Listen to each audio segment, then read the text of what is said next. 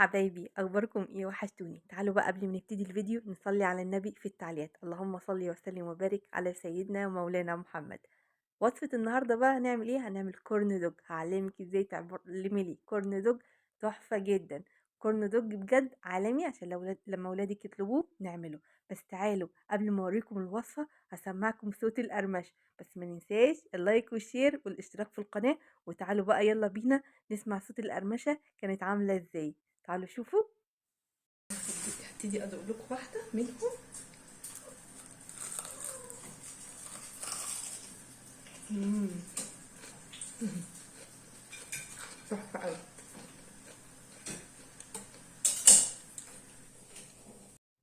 تعالوا بقى ندخل على المقادير. اول حاجه انا بدات بكوبايه الا ربع ميه دافيه. تمام. لو احتجت ميه هتزود. وكمان نص معلقه خميره فوريه، معلقه سكر كبيره، ونص معلقه ملح. هقلب ده كله مع بعض كويس قوي. تمام. وبعد كده هضيف عليهم كوبايه ونص دقيق. العجينة بتاعة الكورن دوج بتبقى لزجة يا جماعة. يعني المفروض تبقى شبه سايلة يعني وفي نفس الوقت سميكة يعني. هوريكي قوامها دلوقتي. بس لو احتاجنا مية بنضيف كمان حوالي ربع كوباية، يبقى احنا بنضيف المية من كوباية لربع الكوباية. انا ضفت كوباية كاملة، كوباية مية دافية. بدأت بقى اضيف الدقيق حبة بحبة لحد لما خلصت الكوباية ونص. وفي الاخر لقيتها محتاجة شوية مية فحطيت كمان ربع كوباية زي ما قلنا.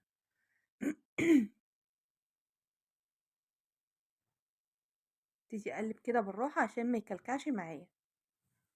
ده كده بعد ما ضفت كميه الدقيق وكمان الميه. بصوا بقى العجينه لزجه ازاي، لازم تبقى بالقوام ده. انا كنت بعملها زمان كان بتبقى العجينه اخف من كده، فعشان كده كان بيفشل معايا. بس الوصفه دي بجد هايله جدا والولاد حبوها قوي.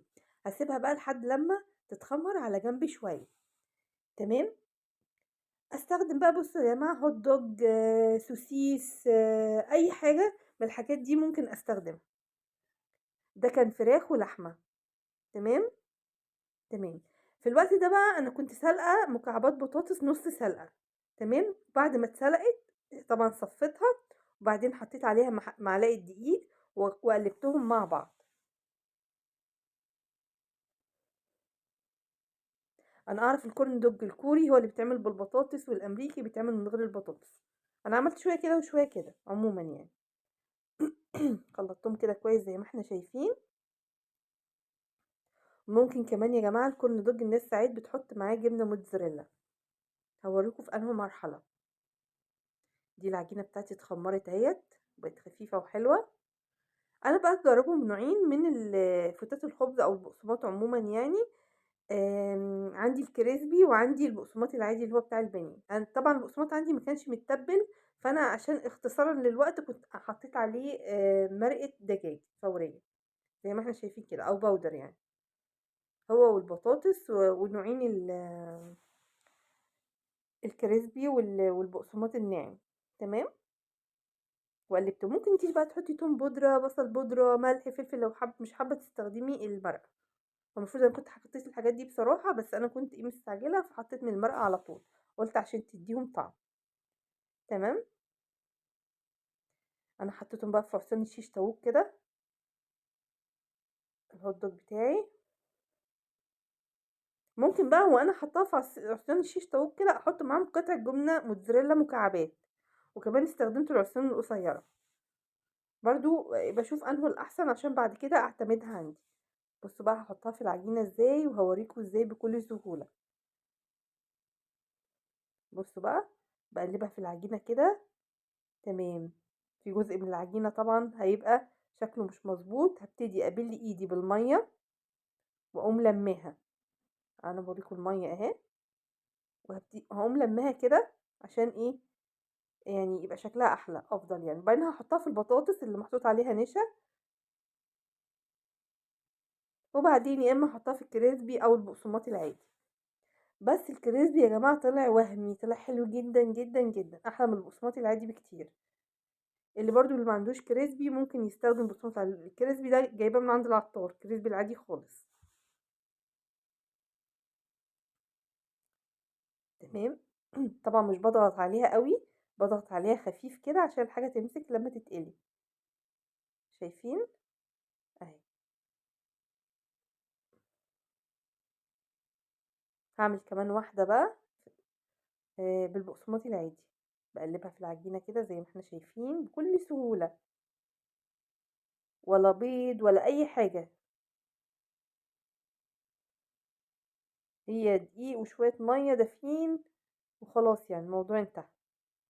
والبطاطس دي ممكن اضيفها ممكن ما اضيفهاش، بس هي بصراحة كانت يعني لذيذة. حطيتها بقى في البقسماط العادي برضو. تمام. في الوقت بقى ده هكون مسخنة زيت غزير. تمام. كويس عشان احطهم فيه، وابتدي اهدي النار لما اجي احط فيه الحاجة. او زيت غزير غزير يعني بحط في حاجة يا جماعة ملمومة شوية، علشان خاطر ما ياخدش مني زيت كتير، يعني توفير شوية. ببتدي احطهم بقى في الزيت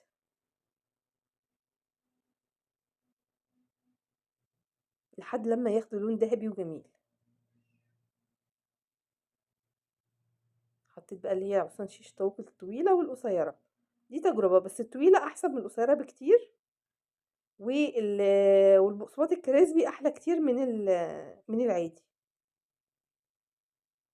بدأت تاخد لون بقى، شكلها تحفة وريحتها كانت تجنن. بص البطاطس احمرت كمان معاها، شكلها حلو قوي، بتفرح الولاد جدا.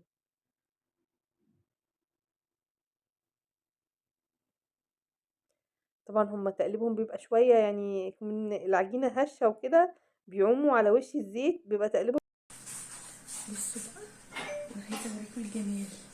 دي اللي هي بالكريسبي ودي بالعادي، وهم طوال ممكن يقعوا.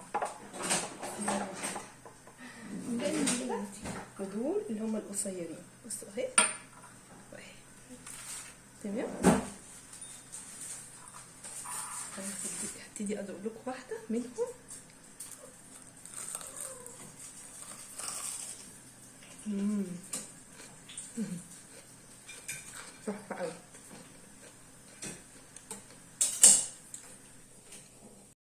اظن بقى سمعتوا صوت القرمشه عامله ازاي. يلا جربوها الولاد وقولوا لي رايكم فيها ايه.